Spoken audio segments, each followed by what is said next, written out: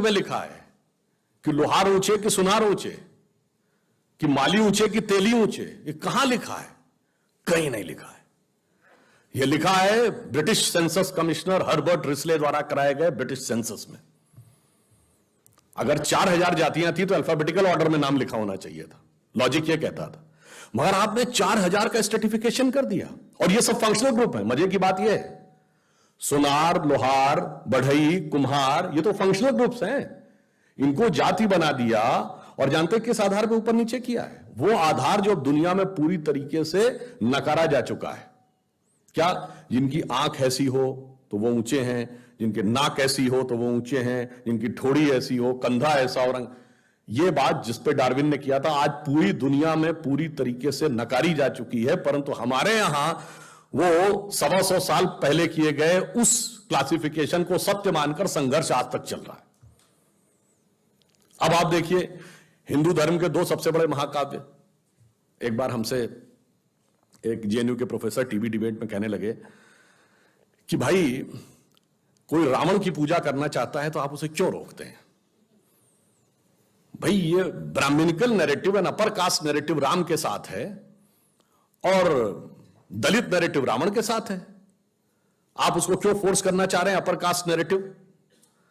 मैंने कहा महाराज क्या बोल रहे हैं आप? राम काव्य के रचयिता महर्षि वाल्मीकि थे, और आज वाल्मीकि समाज किस कैटेगरी में माना जाता है? शेड्यूल कास्ट में। और हमने कहा रावण क्या था? ब्राह्मण। तो फैक्ट यह है कि ब्राह्मणिकल नैरेटिव रावण के साथ है और दलित नैरेटिव राम के साथ है, जो है उसका उल्टा समझाने की कोशिश कर रहे हैं। अब इसके बाद वो चुप हो गए। देखिए जो सत्य है और उसको कैसे पलटने का प्रयास किया जाता है। महर्षि वेदव्यास ने महाभारत लिखी। महर्षि वेदव्यास की माता मछुआरिन थी। यह समुदाय कुछ राज्यों में अति पिछड़े में है, कुछ राज्यों में 80 में है। वेद व्यास 18 पुराण उन्होंने लिखे। महर्षि वाल्मीकि जिन्होंने पूरी राम कथा लिखी, और उसके बाद यह कहा जाता है कि साहब हमारे यहां समानता नहीं थी। अच्छा चलिए, आपने कहा, ये जो बाएं हाथ से लिखे इतिहास वालों ने कहा, उनसे पूछो इसका प्रमाण कहां है? जब हमारे यहां लिखा होता है तो कहते नहीं नहीं ये आपके यहां लिखा नहीं, विदेशी ने क्या लिखा बताइए। अच्छा चलिए, विदेशी में सबसे पुराना सबसे ऑथेंटिक उदाहरण आता है मेगास्थनीज ने इंडिका, जो चंद्रगुप्त मौर्य के समय में आया था। उसने किताब लिखी इंडिका। इंडिका आज अवेलेबल नहीं, पर उसके रेफरेंसेस तमाम बुक्स में अवेलेबल है। तो ये प्रूवन एक बुक थी और उसके एक्सर्ट्स अवेलेबल है। उसने भारतीय समाज की जाति व्यवस्था के बारे में लिखा है कि भारतीय समाज में 7 प्रकार की जातियां हैं, वो लिखता है। और कहा सबसे महत्वपूर्ण बात यह है कि यहां यूनान के समाज के समान किसी प्रकार का भेदभाव नहीं है। समाज का कोई ऐसा वर्ग नहीं है जिसका शोषण किया जाता हो। यह कौन लिख रहा है? ग्रीक ट्रेवलर मेगास्थनीज, चंद्रगुप्त मौर्य के समय 2300-2400 साल पहले। उसका लिखा ऑथेंटिक नहीं मानेंगे। जब हमारे अच्छा तो फॉरेन का बताओ, फॉरेन में सही है तो यहां का बताओ।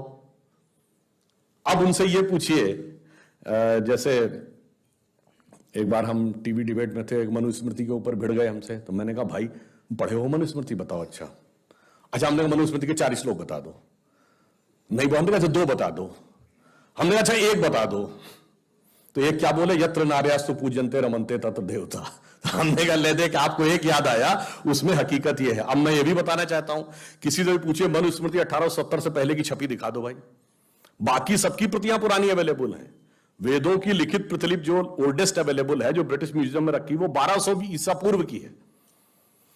रामचरितमानस भी 400-500 साल पुरानी लिखी हुई है। ये 1870 से पहले की क्यों नहीं है भाई?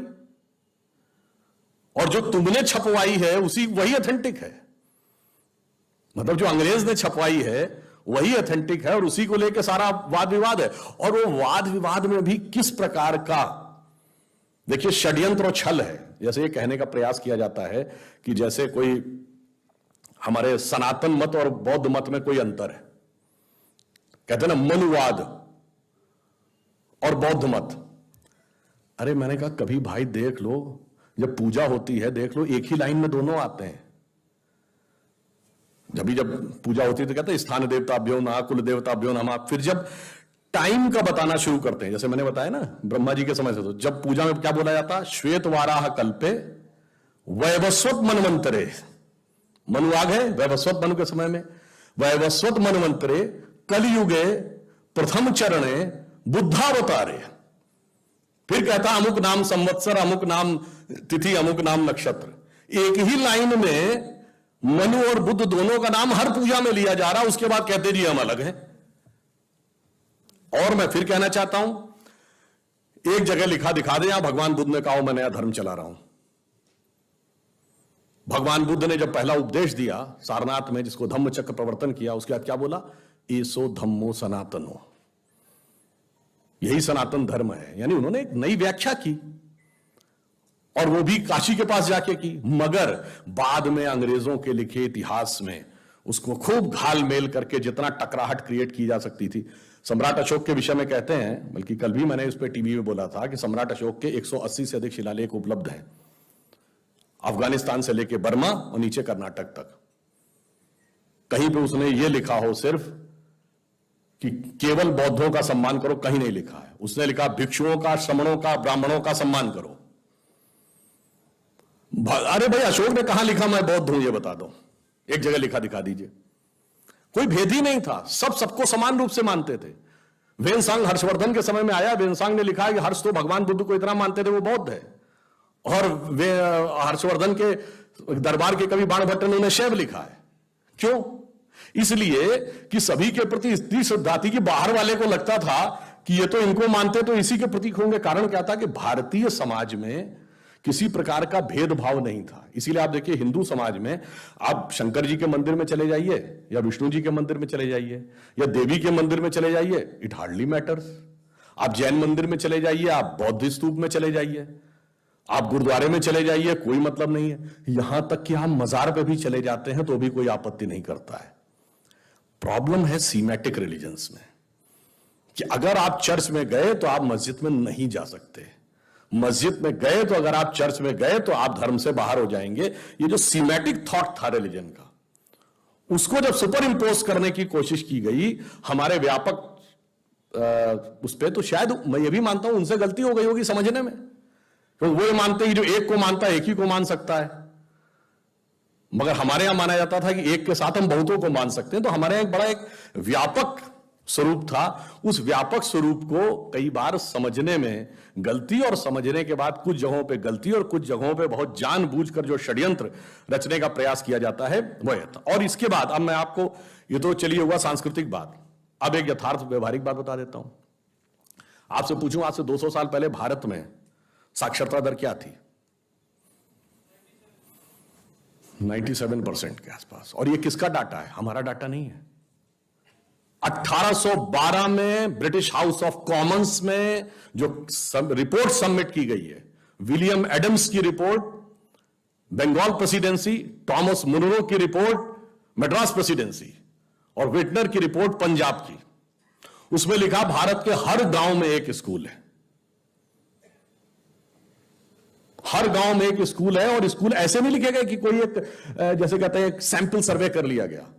हर कलेक्टर को यह कहा गया कि आप पर्सनली एक एक गांव के स्कूल के छात्रों की संख्या को कैलकुलेट करके रिपोर्ट देंगे। तो रिपोर्ट इतनी डिटेल्ड है कि इस स्कूल में 13 छात्र हैं, उसमें 23 छात्र हैं, उसमें 32 छात्र हैं, इसमें 19 छात्र हैं। यहां तक कि मद्रास प्रेसिडेंसी में छात्रों का जातिवार ब्यौरा भी है कि किस जाति के कितने छात्र हैं, किस जाति के कितने शिक्षक हैं। विलियम एडम्स की रिपोर्ट में है, सब जातियों के हैं, जिनको आज आप लोअर कास्ट कहते हैं, उन सबके शिक्षक हैं। ये बाकायदा ब्रिटिश पार्लियामेंट को सबमिटेड डॉक्यूमेंट है 1812 में, जिसमें एक रिपोर्ट मैंने खुद देखी है। वो चेंगलपुट डिस्ट्रिक्ट के डिस्ट्रिक्ट मजिस्ट्रेट ने 3 अप्रैल 1823 को chairman board of revenue presidency of Madras को भेजी हुई है, जिसमें उसने लिखा कि मेरे तालुके में 561 गांव में 561 स्कूल हैं। और उसमें भी एक और बात है, जैसे मद्रास प्रेसिडेंसी की रिपोर्ट लिखी हुई है कि इंग्लैंड की आबादी उस समय लगभग 1 करोड़ थी, और 1 करोड़ 26 लाख थी मद्रास प्रेसिडेंसी की आबादी, यानी जिसमें आज का लगभग पूरा दक्षिण भारत आता है। और वो लिखता है कि उसके बावजूद सन 1800 के आसपास मद्रास प्रेसिडेंसी में इंग्लैंड से 3 गुना स्कूल हैं। और वो कब है? जब हमारे यहां के गुरुकुलों को उन्होंने स्कूल में काउंट नहीं किया। इन्होंने कहा ये कुछ अलग टाइप के स्कूल हैं, जहां पर कि एक ही टीचर के साथ 10-12 बच्चे लगातार रहते हैं, तो रिलीजियस टीचिंग पढ़ते हैं, उसको हम नहीं मानेंगे। जहां मैथ, साइंस, व्यवहारिक चीजें पढ़ाई जा रही, उसको हम स्कूल मानेंगे। और अपने यहां क्या किया? संडे चर्च प्रेयर के बाद जो 2 घंटे का स्कूल लगता था वंस इन ए वीक, उसको भी स्कूल माना, तब हमारे उनसे 3 गुने ज्यादा थे। और ये बात ऐसे नहीं, ये सब ब्रिटिश आर्काइव्स लंदन में लिखा हुआ है। और ये बात मैं ऐसे ही नहीं बोल रहा हूं, अगर किसी को आपत्ति है तो मैं चुनौती के साथ कह रहा हूं, ये बात 1929 में जब राउंड टेबल कॉन्फ्रेंस में गए हैं तो रॉयल सोसाइटी लंदन में महात्मा गांधी ने बोली है। और उसके बाद वहां सर फिलिप हॉटॉक थे, वो भिड़ गए इस बात पे। महात्मा गांधी ने लिखा कि 100 साल पहले भारत की शिक्षा व्यवस्था बहुत अच्छी थी, it was a beautiful tree, जिसको कि अंग्रेजों ने कुरेद कुरेद कर नष्ट कर दिया। अब वो भिड़ गया, नहीं आप ऐसे कैसे कर सकते हैं। खूब डिस्कशन हुआ, उन्होंने गांधी जी का इंटरव्यू लिया, उसके बाद गांधी जी ने कहा मैं आपको इसका, उन्होंने कहा मुझे इसका वो चाहिए डॉक्यूमेंट्री एविडेंस। गांधी जी ने कहा डॉक्यूमेंट्री एविडेंस देंगे। फिर जब वो यहां वर्धा जेल में थे, उनके बाद फिर लेटर आया, वो बीजे नहीं साहब हमें डॉक्यूमेंट्री एविडेंस चाहिए। तो उन्होंने कहा मैं जेल में हूं, मिस्टर केटी शाह इसका जवाब देंगे। केटी शाह बाद में कॉन्स्टिट्यूएंट असेंबली के मेंबर रहे। केटी शाह ने दोनों रिपोर्ट कोट करके दी। उसके बाद चौंक तो गए फिलिप हॉटॉक, मगर फिर भी वो मानने को तैयार नहीं थे। उसके बाद 1939 में कलकत्ता यूनिवर्सिटी ने ये पूरी की पूरी विलियम एडम्स और थॉमस मुनरो की रिपोर्ट दोबारा प्रकाशित की। उसके बाद फिलिप हॉटॉक ने चिट्ठियां देना बंद कर दिया। और स्वतंत्रता के बाद, इसीलिए आपने नाम सुना होगा, प्रख्यात लेखक धर्मपाल थे, उन्होंने 7-8 साल जाके लंदन में रिसर्च करके सारे डॉक्यूमेंट निकाले जो भारत में नहीं थे। और गांधी जी का ही जवाब देने के लिए गांधीवादी ने किताब लिखी द ब्यूटीफुल ट्री। और अफसोस कि नेहरू के जमाने में नेहरू का विरोध करने के लिए वो जेल चले गए। और उसके बाद ये भारत के पाठ्यक्रम में होना चाहिए था, मगर फिर जो लेफ्टिस्टों का षड्यंत्र आया लेट 60s और अर्ली 70s में, ये सारी चीजें सिस्टमेटिक ढंग से गायब कर दी गई। और उसमें क्या षड्यंत्र था, आज वो सारे फैक्ट्स अवेलेबल हैं, आप लोग जाकर चेक कर सकते हैं। Mitrokhin's archive, KGB in the world part 2 पढ़ लीजिए, भारत के साथ क्या हो रहा था 60 के दशक के अंत या 70 के दशक में।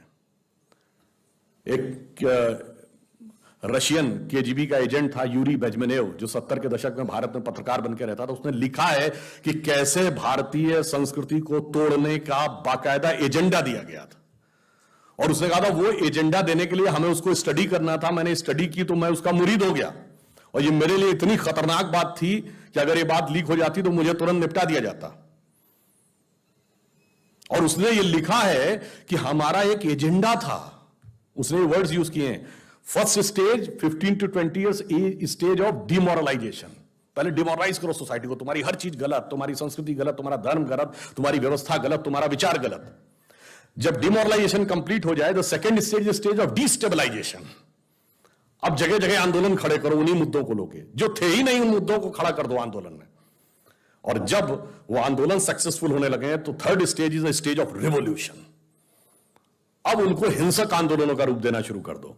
And fourth stage is stage of normalisation, उसने कहा है। और फिर उसने कहा, अब तो सारी बातें हैं कि भारत का इंटेलेक्चुअल संस्थान, भारत का मीडिया में कैसे लोग थे, जुडिशरी में कैसे था, सरकार में कैसा था, कांग्रेस पार्टी के अंदर उनकी क्या क्या दखल थी। और इसीलिए मैंने बात पहले भी कई बार कही, 1970 के बाद से एक पिछले 50 साल की मूवी बताइएगा जिसमें भगवा वस्त्रधारी को पॉजिटिव रोल में दिखाया गया हो। भगवा वस्त्रधारी छोड़िए, कंठी माला पहने हुए व्यक्ति, धोती कुर्ता पहने व्यक्ति, टीका लगाए व्यक्ति पॉजिटिव रोल में दिखता हो। भाषाई आधार पर मैं कहता हूं, शुद्ध संस्कृतनिष्ठ हिंदी बोलने वाला करेक्टर या तो विलेन होगा या कॉमेडियन होगा। कभी आपका ध्यान ही नहीं गया होगा इसकी तरफ। जैसे ये बात मैंने पहले भी एक बार बोली थी, शायद आप लोगों ने उसमें कभी वीडियो देखा हो। विनोद खन्ना जी का देहांत हो गया। बहुत पुरानी उनकी एक फिल्म थी ना, जिसका गाना था, प्रिय प्राणेश्वरी यदि आप हमें आदेश करें तो प्रेम का हम श्री गणेश करें। इसमें कौन सी हंसने वाली बात थी, मगर उसका पूरा चित्रण एक कॉमेडी के रूप में किया गया। शुद्ध हिंदी बोलना, संस्कृतनिष्ठ भाषा बोलना कॉमेडी का पात्र है। और इब्तिदाई इश्क में हम सारी रात जागे, अल्लाह जाने क्या होगा आगे, ये अच्छा गाना था। अगर हमें टफ इंग्लिश या टफ उर्दू के वर्ड आए तो हम इंफीरियरिटी कॉम्प्लेक्स में आ जाते हैं कि हमें नहीं पता, हमें सीखना चाहिए। और जरा सी शुद्ध हिंदी बोल दी जाए तो हम उसके ऊपर चढ़ जाते हैं, क्यों भाई ऐसी शुद्ध हिंदी क्यों बोल रहे हो, साधारण बोलो, हिंदुस्तानी बोलो। ये सब हमारे दिमागों में भरा गया। और ये मैं आपसे कैसे बताना चाहता हूं, इसको कभी आप गौर करिएगा। 57 की मूवी है मदर इंडिया, उसका जो विलन है कन्हैया लाल जो फिल्म में सुक्खी लाला बना है, वो जिस सीन पे नरगिस रेप अटेम्प्ट कर रहा है उससे पहले देवी जी की आरती कर रहा है। 1985 की मूवी है राम तेरी गंगा मैली, उसमें जब वो हीरोइन जाती है और बनारस के घाट पर एक पंडित जी से वो मांगती है मदद, तो उसको घर ले जाते हैं और उस पर रेप का अटेम्प्ट करते हैं और उसके बाद ओम नमः शिवाय बोलते हैं। 2010 की मूवी है दबंग, जिसका विलन है छेदी सिंह। वो जब चुलबुल पांडे को मारने का हुक्म देता है तो उससे पहले हनुमान जी की मूर्ति के सामने दंड बैठक कर रहा है। कभी आपने सोचा कि एजेंडा क्या था और कैसे हमारे सबकॉन्शियस माइंड में भरा जा रहा है और कैसे हमारे ऊपर इंपोज कर दिया जाता है, और भाषा से अंतर क्या पड़ता है। जैसे आप सब ने यह बात सुनी होगी, everything is fair in love and war, सुना है ना? और इसका जब अनुवाद करते हैं तो जंग और इश्क में सब कुछ जायज है। एक इंग्लिश है, एक उर्दू है, पर किसी संस्कृत, हिंदी या भारतीय भाषा में आपने सुना है कि युद्ध और प्रेम में सब कुछ उचित है? कभी नहीं सुना होगा, क्योंकि हमारी संस्कृति में उचित नहीं है। युद्ध का एक धर्म है और प्रेम का एक समर्पण है। अगर आप ये कह देंगे जो कहते थे everything is fair and love and war, तो वहां आतंकवाद भी होने लगा, क्योंकि फिर वो भी जायज है। और जो कहते हैं कि लव में सब कुछ जायज है, तो फिर एसिड भी फेंका जाने लगा। इसलिए जब आप भाषा छोड़ते हैं तो आप वो संस्कृति छोड़ते हैं, और वो आपके मानस पर कैसा प्रभाव डालती है आपको पता ही नहीं लगता। इसीलिए मैं कहता हूं, फिल्मों में पहले उर्दू मिक्स हिंदी बोलता था कोई नायक, अब जो है इंग्लिश मिक्स हिंदी बोलने लगा। वो हमारे दिमागों पर क्या असर डालती है ये हमें समझ में नहीं आता है। इसलिए मैं कहता हूं कि चाहे विचार हो, भाषा हो, किसी भी प्रकार की चीज हो, जब आप उसको समझने का प्रयास करते हैं कि वो आपके दिमाग पर क्या असर डाल रही है, तब आपको समझ में आता है कि वो मेरे अवचेतन मस्तिष्क में कहां कितनी गहराई तक ले जा रही है। अब दूसरी बात ये देख लीजिए, किसी भी मतलब हर भाषा की वर्तनी में एक वैज्ञानिकता भी होती है। जैसे संस्कृत भाषा है, जैसे मैं पहले भी ये बात कहा था कि आप अंग्रेजी बोलते हुए किसी व्यक्ति को सुनिए, आंख बंद कर लीजिए, उसके बाद आप बता देंगे कि ये पंजाबी बोल रहा है, ये बिहारी बोल रहा है और ये तमिल बोल रहा है, क्योंकि भाषा के उच्चारण में इतना अंतर आ जाता है। पर संस्कृत का श्लोक आप नहीं बता पाएंगे कि तिरुपति बालाजी में बोला जा रहा है कि वैष्णो देवी में बोला जा रहा है, क्योंकि उसकी वर्तनी इतनी शुद्ध है। और लैंग्वेज ऐसी कि कर्नाटक के एक कवि हुए वेंकटाद्भरी, जिन्होंने एक बहुत छोटा सा लघु काव्य लिखा जिसका नाम है राघव यादवीयम। लेफ्ट टू राइट पढ़िएगा तो राम की कथा है, और राइट टू लेफ्ट पढ़िएगा तो कृष्ण की कथा है। और इसीलिए जो मैंने कहा ना, कार्ल सेगन ने, फिर आ रहा हूं, जो वॉयजर में लिख के भेजा है, जो भाषा उसमें संस्कृत को भी क्यों प्रयोग किया है, जानते हैं समस्या क्या है? बाकी लैंग्वेजेस की जो व्याकरण है वो शब्द आधारित है। Ram goes to house is a correct sentence, house goes to Ram is a wrong sentence. पर संस्कृत का व्याकरण शब्द आधारित है। रामा गच्छति गृहे, गृहे गच्छति रामा, गच्छति रामा गृहे एक है। इसलिए समस्या क्या है कि कोई परग्रही सभ्यता को आप 3 वर्ड्स का चित्र तो बना देंगे, पर यह कैसे गारंटी है कि वो इधर से इधर पढ़ेगी या इधर से इधर पढ़ेगी? आप एरो भी बना देंगे तो वो एरो को समझेगी या नहीं, इसकी क्या गारंटी है? इसलिए वह भाषा होनी चाहिए जिसमें किसी भी प्रकार का बाइनरी कॉम्बिनेशन बनाए वो एक समान आए। और फिर मैं ज्यादा विस्तार में न जाते हुए यह कहना चाहूंगा कि ये सारी बातें विदेश में सीखी जा रही हैं और हमें भड़काया जा रहा है कि तुम अपने धर्म ग्रंथ मत पढ़ो, ये सब बैकवर्डनेस है, इसके अंदर सिर्फ झूठ, पाखंड, भेदभाव के अलावा कुछ नहीं है। और विदेश में क्या हो रहा है, कोलंबिया यूनिवर्सिटी में जाइए तो प्लास्टिक सर्जरी का जनक सुश्रुत को बाकायदा एस्टेब्लिश किया गया, जाके वेबसाइट पे चेक कर लीजिएगा। और उसका सूत्रपात कहां से है? महाराष्ट्र की धरती से। सन 1794 में लंदन से एक मैगजीन निकलती है जिसका नाम है द जेंटलमैन। उसमें दो डॉक्टर हैं, टॉमस क्रूजो और जेम्स पिंडले।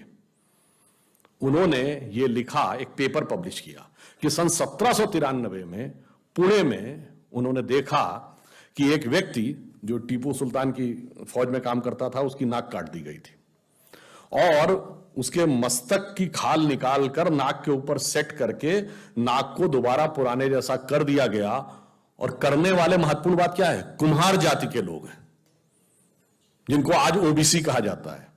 ये किसमें लिखा हुआ है? ये लंदन की द जेंटलमैन मैगजीन में दो अंग्रेज लिख रहे हैं, इसमें कोई भारतीय नहीं और संघी भाजपाई तो कोई नहीं है। कोलंबिया यूनिवर्सिटी दोनों ने सुश्रुत को इसका जनक माना है, और जिसमें 1100 से अधिक डिजीजेस का वर्णन है, 180 चैप्टर्स हैं, बहुत सारी चीजें हैं, सारा डिटेल है। मगर हमारे यहां कहा जाता है कि नहीं, उसमें सिर्फ धूर्तता, पाखंडता और कुछ नहीं है। ये जो समझाने का प्रयास किया जाता है, इसलिए ये इसलिए समझने की जरूरत है कि भाषा के अंदर कितना ज्ञान और कितनी गहनता है। अब आप एक छोटी सी बात समझिए, भाषा के अंदर जो साहित्यिक प्रभाव है, कहते हैं ना Kalidas was a Shakespeare of India. अरे भाई, कोई तुलना है? शेक्सपियर इतने 100 साल के बाद हुआ, कालिदास से क्या तुलना? और तुलसीदास ने 1,40,000 से अधिक शब्दों का प्रयोग किया है, और जहां तक मैंने पढ़ा था शेक्सपियर ने शायद 18-19,000 शब्दों का प्रयोग किया है। तुलसीदास से तुलना नहीं शेक्सपियर की, कालिदास से क्या तुलना करने लगे? जिस जिस प्रकार की सुंदर उपमाएं हैं, जिस जिस प्रकार की, मतलब आपको शायद ये पता हो कि Sanskrit is the mother of all languages, किसने कहा था? किसी इंडियन ने नहीं कहा था। विलियम जोन्स, जो कि कलकत्ता हाईकोर्ट के जज थे, जिन्होंने Royal Asiatic Society of Bengal बनाई, उन्होंने कहा। उन्होंने सबसे पहला कौन सा ग्रंथ ट्रांसलेट किया और क्यों वो आकर्षित हुए? कालिदास का अभिज्ञान शाकुंतलम का मंचन हो रहा था, उसमें जो शकुंतला की विदाई का दृश्य दिखाया जा रहा था, वो देख के कुछ वहां पे कोई लोग थे जिनको टूटी फूटी अंग्रेजी आती थी, उन्होंने बताया तो उपमाएं सुनकर इतने प्रभावित हुए विलियम जोन्स, उनको लगा ये मुझे रियल में पढ़ना चाहिए, ओरिजिनल भाषा में। तब उन्होंने बड़ा जुगाड़ करके संस्कृत सीखी, कि उनको कोई संस्कृत सिखाने को तैयार नहीं था। उसने कहा कि भाई ये म्लेच्छ है, इनको थोड़ी सिखाएंगे संस्कृत। तो उन्होंने सीखी, और फिर अभिज्ञान शाकुंतलम और विद्याधर का हितोपदेश, जिसको यूरोप में फेबल्स ऑफ द बीदा पाई कहते हैं, क्योंकि विद्याधर वो बोल नहीं पाते थे, वही व्याकरण वर्तनी का अंतर आ जाता था। तो उसको उन्होंने ट्रांसलेट किया, और जब उसने ओरिजिनल पढ़ी तो विलियम जोन्स ने लिखा है कि उसको पढ़ने के बाद, खासकर अभिज्ञान शाकुंतलम के चतुर्थ सर्ग में शकुंतला के विदाई के दृश्य में जो उपमाएं दी गई, मैं परप्लेक्स्ड हो गया कि ह्यूमन माइंड का इमेजिनेशन इतना ऊपर हो सकता है। मगर वो हमारे यहां कभी उस चीज से एकदम काट दिया गया। मैंने एक, मतलब मुझे पूरी कविता नहीं याद है, कहा जाता है कि कालिदास अंतिम समय में जब वो श्रीलंका गए, एक जनश्रुति है, तो वो एक गणिका के यहां चले गए थे। उसने कहा राजा ने वो दी है समस्या पूर्ति, तो उस पर कविता बनानी होती थी। तो राजा ने समस्या पूर्ति ये दी थी, कमले कमलोत्पत्ति श्रूयते न तो दृश्यते, यानी कमल के ऊपर कमल उगता है, ये सुना जाता पर दिखाई तो नहीं पड़ता। तो कालिदास ने कहा बस, वो पूरी कविता मुझे नहीं याद है, उन्होंने एंड यहां पर किया कि पहली लाइन थी कमले कमलोत्पत्ति श्रूयते न तो दृश्यते, अंत में उन्होंने कहा बाले तव मुखाम्बुजम कस्मिद इंदीवरद्वयम। अंबुज कहते हैं कमल को। यदि यह नहीं दिखाई पड़ता तो तुम्हारे कमल रूपी मुख के ऊपर दो कमल रूपी नयन कैसे दिखाई पड़ रहे हैं? अब बताइए किस ढंग से उन्होंने उस पूरी समस्या पूर्ति को कर दिया। मतलब मैं आज की पीढ़ी के लिए कहता हूं, मतलब मैं तो कह रहा हूं भैया, तुमको बहुत प्यार मोहब्बत और इसकी बात आती है तो तुमको क्या याद आता? लैला मजनू, सीरी फरहाद, सलीम अनारकली, जोधा अकबर, यही याद आते हैं। मेरे भाई अगर उसमें भी पढ़ना है, पढ़ लो दुष्यंत शकुंतला की कहानी, स्वप्न वासव दत्ता, राजा उदयन और वासव दत्ता, चंद्रापीड़ की कथा, और जिस जिस प्रकार की उसमें कथाएं हैं।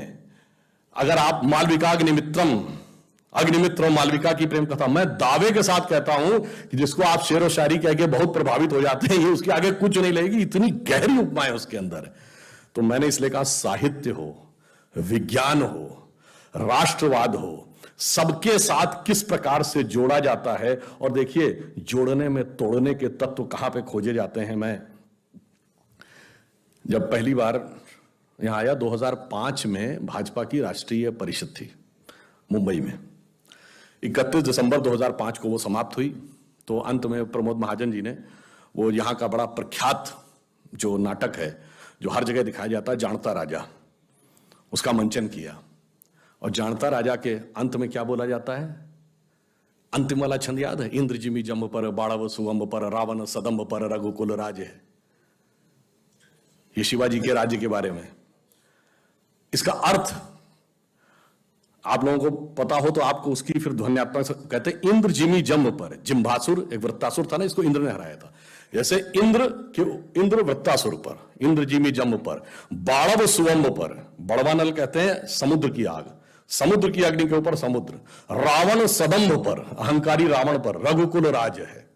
और पवन वारिवाह पर, यानी पानी के करंट के ऊपर जैसे हवा दौड़ती है, पवन वारिवाह पर, शंभु रतिनाह पर, शंभु मतलब शंकर जी, रति के स्वामी यानी कामदेव को, जिनको भस्म, शंभु रतिनाह पर, जो सहस्र बाहु पर, राम द्विजराज, सहस्र बाहु को परशुराम ने उसकी 1000 भुजाएं काटी थी, द्विजराम यानी ब्राह्मण राम, जो सहस्र बाहु पर राम द्विजराज है। और दावा द्रुम दंड पर, दावानल कहते हैं जंगल की अग्नि को, और जंगल की अग्नि सबसे प्रखर तब होती है जब वो बांस के जंगलों में लगती है, द्रुम दंड को कड़कड़ करती हुई पूरी अग्नि फैलती चली जाती है।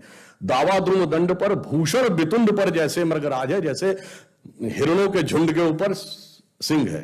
और कान है जिमी कंस पर, ये तो समझ में आ ही रहा होगा, तेज तम अंश पर, और त्यो मलेच्छ वंश पर शेर शिवराज है। ये लिखा गया है अवधि में, सुनाया जाता है मराठी के नाटक में, और प्रेरणा देता है राष्ट्रवाद की। ये जोड़ने के तत्व थे, मगर इसके बाद उसमें तोड़ने के तत्व कैसे निकाले जा सकते हैं, आज सारा का सारा अभियान, षड्यंत्र इसी पे चल रहा है। अगर आपको ध्यान हो, शिवाजी की जब सेना चलती थी तो उसके लिए जो बोला जाता है उसी नाटक में, वो क्या है, साजी चतुरंग सैन अंग में उमंग धारे, सारे जा शिवाजी जंग जीतने चलत है।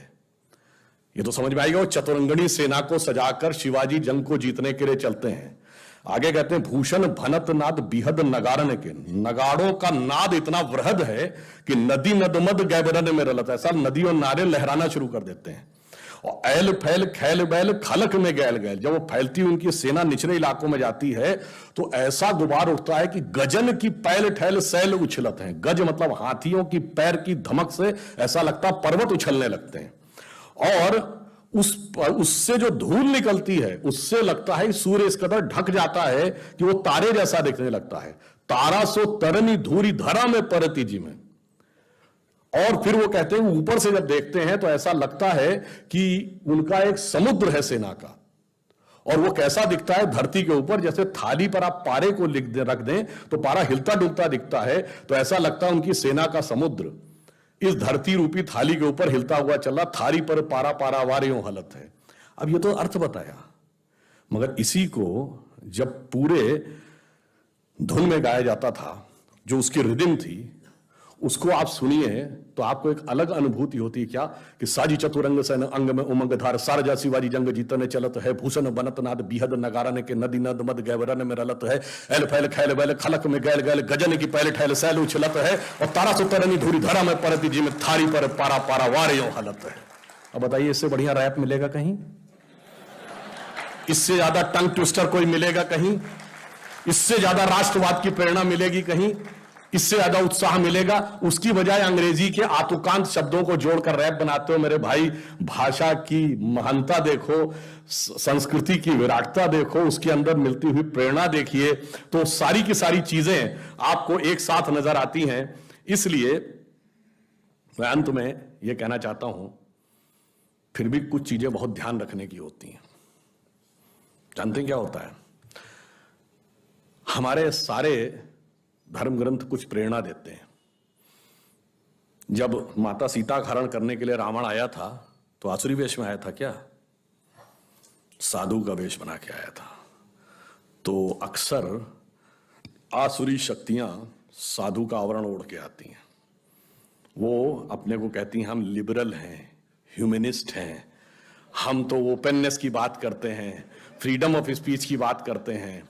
और इतनी मजेदार बात यह है कि इसमें सबसे ज्यादा जानते कौन सी दो शक्तियां एक हो जाती हैं जो सीए के आंदोलन से आते? देखो, लेफ्ट लिबरल कम्युनिस्ट और कम्युनिस्ट और फंडामेंटलिस्ट मुस्लिम।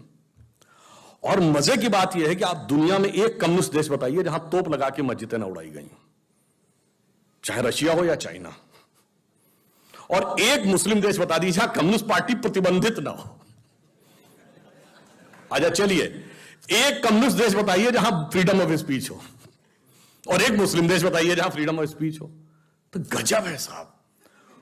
पूरी दुनिया में जो एंटीथीसिस है फ्रीडम ऑफ स्पीच और लिबरलिज्म के, और इतना ही नहीं, एक दूसरे से ऐसे दुश्मनी है, मतलब उसको शब्दशः न लिया जाए, मैं प्रतीक में कह रहा हूं, सांप नेवले की लड़ाई है। वो यहां पे आके एक होके हमको लेफ्ट लिबरल होने का ज्ञान देते हैं। इसे ही कहते हैं कि कैसे आवरण में धरकर आता है और आपसे कहता है मर्यादा की सीमा के बाहर आ जाओ लक्ष्मण रेखा के, और गलती से कोई चला जाए तो बस फिर क्या गति होती है, तो रावण के चंगुल में जाना पड़ता है।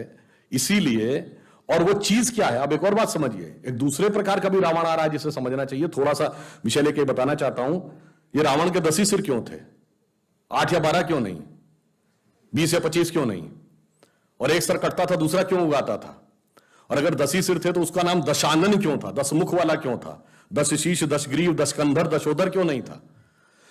एक्चुअली में रावण के 10 सिर 10 इंद्रियों के प्रतीक हैं, और दशानन इसलिए कि 10 इंद्रियों की खुली हुई बहिर्मुखी पिपासा, the extrovert tendency of all the 10 senses. एक सर कटेगा दूसरा उगाएगा, इसका अर्थ क्या हुआ कि एक किसी इंद्रिय की इच्छा पूरी करो, immediately it get replaced by other, even God can not stop it. इसलिए यानी क्या है, वही जो आजकल कंज्यूमरिज्म, मार्केटिज्म बच्चों को पढ़ा रहा, दिल मांगे मोर और चाहिए, हर गाड़ी भी चाहिए, ये भी चाहिए, तो 3 प्रकार की ड्रेसेस चाहिए, 6 प्रकार की स्ट्रिप्स चाहिए, जूते अलग प्रकार के चाहिए, फिर ये भी खाने में चाहिए, 56 प्रकार की आइसक्रीम चाहिए, वगैरह वगैरह। और वो 10 इंद्रियों, और उसको कभी समाप्त नहीं हुआ, एक सर कटेगा दूसरा उगाएगा। जिस दिन आपके पास कार आएगी आपको बड़ी कार की चाह हो जाएगी, फिर मर्सिडीज, फिर BMW, फिर प्राइवेट जेट, और प्राइवेट जेट में भी सुपरसोनिक जेट, और फिर पता नहीं क्या क्या होता रहेगा, उसका कोई अंत नहीं रहेगा। तो आखिर में उसको समाप्त कौन करेगा, धर्म की स्थापना कैसे होगी, राम समाप्त करेंगे। राम शब्द का अर्थ है रमन्ते इति रामा। रम शब्द का अर्थ होता है रमना, किसी में सेटल होना, रमणीक स्थान, रमता जोगी। रमन्ते इति रामा वह तत्व जिसमें सारा संसार सेटल्ड है, the element in which the entire universe is beheld, वो एब्सोल्यूट एलिमेंट है राम। और राम के पिता कौन है, दशरथ। जब 10 इंद्रियों को रथ लेंगे तो हृदय में वो एलिमेंट पैदा होगा जो 10 इंद्रियों की बहिर्मुखी पिपासा को नष्ट करेगा। तो रावण कई प्रकार से आ रहा है, वो लेफ्ट लिबरल बन के भी आ रहा है, और वो बन के, और देखिए कितनी मजेदार बात है, महिला एक्टिविस्ट जो लेफ्ट लिबरल थी, जो मिनी स्कर्ट पहनने को लेकर तो बहुत आक्रामक हो जाती थी, और वही हिजाब के साथ खड़ी थी, बुर्के के साथ। मतलब इससे बड़ा आप डाइकोटोमी ऑफ द कैरेक्टर नहीं देख सकते। और इतना ही नहीं, वो ट्रिपल तलाक और हलाला के भी पक्ष में खड़ी हुई थी। इससे ज्यादा आप मजाक क्या समझ सकते हैं कि इसका मतलब उनका किसी भी प्रकार से कोई लेना देना नहीं था किसी भी चीज से, केवल उनको एक धर्म संस्कृति के बारे में बात कर वो करनी थी। इसलिए मैं कहता हूं उस रावण को समझिए भली भांति, और उसका प्रतिकार करने के लिए सूक्ष्म दृष्टि देखिए, और अपनी लक्ष्मण की मर्यादा रेखा न लांघिए, क्योंकि रावण आजकल जानते किस रूप में आ रहा है कि वेश वाणी तत्व दर्शन दूसरों का यह सभी ले, विकृति को हम ग्रहण करते निज प्रकृति को आज भूले।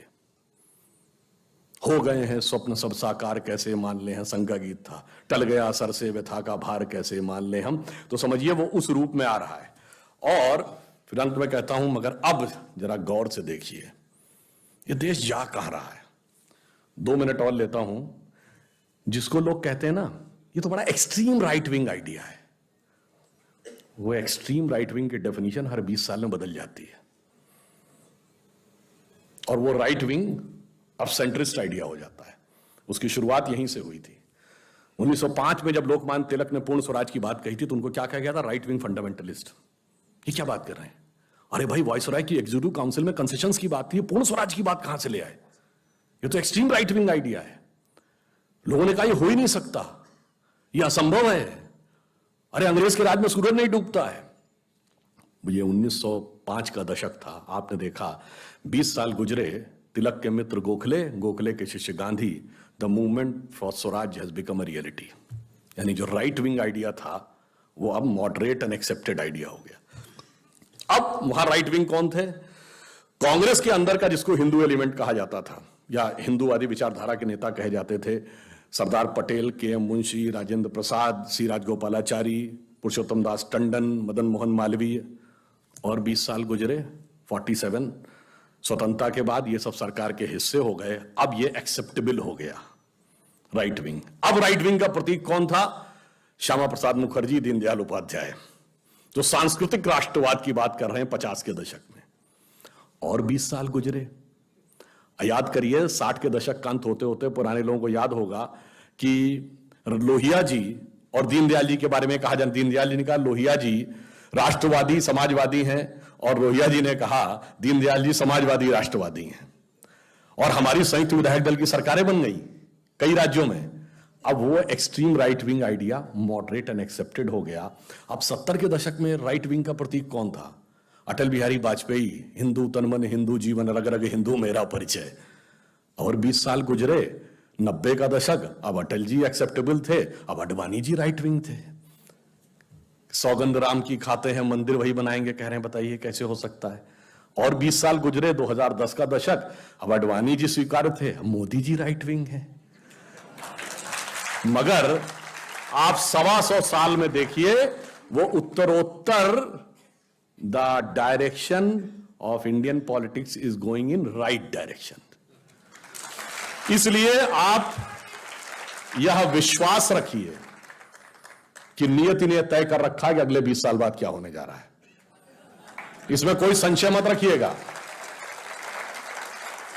जिन्होंने इस देश की सबसे पुरानी पार्टी, जिसपे मैं मजाक में कहना चाहूंगा, जो ग्रैंड ओल्ड पार्टी कहती थी, घर में जो चीजें बहुत पुराने हो जाते हैं तो कहते हैं भाई ये पुराने हो गए कपड़े, पुराने, फिर कहते हैं बहुत पुराने हो गए, फिर अगली स्टेज होती पुराने धुराने हो गए, फिर होता है कि फटे पुराने हो गए। तो वो उत्तरोत्तर उस स्थिति में जा रहे हैं। और left is left from all over the world accept north Korea and Cuba. China तो नाम का लेफ्टिस्ट है, वो तो कैपिटलिस्ट से भी ज्यादा बड़ा कैपिटलिस्ट है। तो इन 2 जगहों के अलावा अभी वो और 2 जगहों पे बचे हुए हैं, एक है केरल और एक है Indian intellectual establishment and media. क्योंकि लास्ट में जिसे कहते हैं रस्सी जल गई पर बल नहीं गया, आज एक भी सांसद नहीं है, पर एस्टेब्लिशमेंट पे आज ऐसा कब्जा है कि जो कश्मीर फाइल्स में वो डायलॉग था ना, उसको गंभीरता समझने की बात है। सरकार भले ही उनकी हो, सिस्टम हमारा है। तो वो अभी ऐसी ऐसी जगहों पे हैं कि यूपी में बुलडोजर चला था ना, बुलडोजर से काम नहीं चलेगा, वैक्यूम क्लीनर लाना पड़ेगा, ये देखना पड़ेगा कि कहां कहां पे हैं। तो वो सारी चीजें अपनी जगह समाप्त हो रही हैं। अभी बंगाल में कहा गया भाजपा हार गई। अरे क्या बात आप कर रहे हैं? Just 10 years back in 2011, other than China, the biggest population under left rule was West Bengal. वहां से लेफ्ट साफ, नहीं लाल भी साफ, हरा भी साफ। अब बंगाल में इस बात तो हो रहा है कि हम गहरे भगवे नहीं, हम हल्के भगवे हैं, चंडी पाठ करके दिखा रही ममता। उसके बाद आप कह रहे हैं भाजपा हार गई। साहब इतना बड़ा वैचारिक परिवर्तन आया, और कम्युनिस्टों का कितना बड़ा पतन आया। जो कहते थे धर्म एक अफीम है, वो फुरफुरा शरीफ के गद्दी नची पीरजादा अब्बास सिद्दीकी के सजदे में गठबंधन कर लिया बंगाल में धर्म गुरु के साथ। जो कहते थे धर्म एक अफीम है, जो वंशवाद के खिलाफ थे, केरल के मुख्यमंत्री ने अपने दामाद को टिकट देके मंत्री बना लिया, मोहम्मद रियाज को, पिनारी विजयन ने। तो उनके सारे विचार समाप्त हो गए। अब आश्वस्त रहिए। देखिए प्रकृति की नियति एकदम साफ है। मोदी जी के नेतृत्व में हम जिस दिशा में आगे बढ़ रहे हैं, ये सिर्फ मोदी जी नहीं है, ये मोदी जी नियति के बड़े परिवर्तन का एक माध्यम है। कैसे? 1901 में 1 जनवरी 1901 को इस देश में किसकी सरकार थी? पूरे देश में अंग्रेजों की। 1 जनवरी 1951 को इस देश में किसकी सरकार थी? पूरे देश में कांग्रेस की।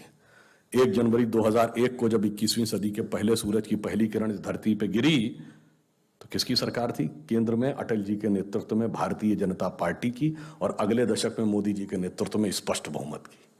मतलब बहुत साफ है कि 19वीं सदी अंग्रेज की थी, 20वीं सदी कांग्रेस की थी, और 21वीं सदी भारतीय जनता पार्टी की। और बिल्कुल आप इसको ऐसे समझिए कि हम वो सारे काम कर रहे हैं कि स्वतंत्रता के बाद, जब तक कहते थे ना उगा सूर्य कैसा कहो मुक्ति का ये उजाला करोड़ों घरों में ना पहुंचा, मोदी जी ने आने के बाद सबसे पहले क्या किया? बिगेस्ट फाइनेंशियल इंक्लूजन, 42 करोड़ लोगों को जोड़ा। फिर क्या किया?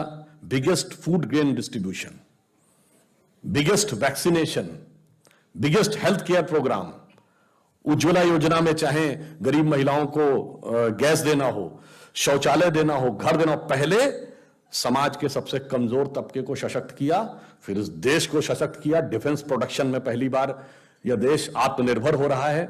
और मजे की बात यह कि मैं तो उत्तर प्रदेश से आता हूं, 2 डिफेंस कॉरिडोर हैं तमिलनाडु में और यूपी में। अब ब्रह्मोस मिसाइल, पहली बार intermediate range missile Bharat export करेगा। फिलीपींस पहला देश बना जिसने भारत को ऑर्डर बुक किया है। उसका एक हिस्सा लखनऊ के डिफेंस कॉरिडोर में ही बनेगा। बताइए, यूपी में उससे पहले कट्टे बना करते थे, अब जो है ब्रह्मोस मिसाइल बनेगी। इतना बड़ा परिवर्तन आपको आता हुआ दिखाई पड़ रहा है। ये हमने चाहे जमीन से परिवर्तन हो और चाहे सोच में परिवर्तन हो, कि काशी विश्वनाथ भी उठते हुए दिख रहे हैं, राम मंदिर की पताका भी दिख रही है, और फिर चाहे केदारनाथ में शंकराचार्य जी की मूर्ति हो, या तेलंगाना में रामानुजाचार्य जी की मूर्ति हो, या गुजरात में हनुमान जी की मूर्ति हो। और बदलाव देखिए कितना बड़ा आ रहा है, कि मैंने कहा ना कि ममता जी चंडी पाठ कर रही हैं, प्रियंका जी देवी स्तुति कर रही हैं,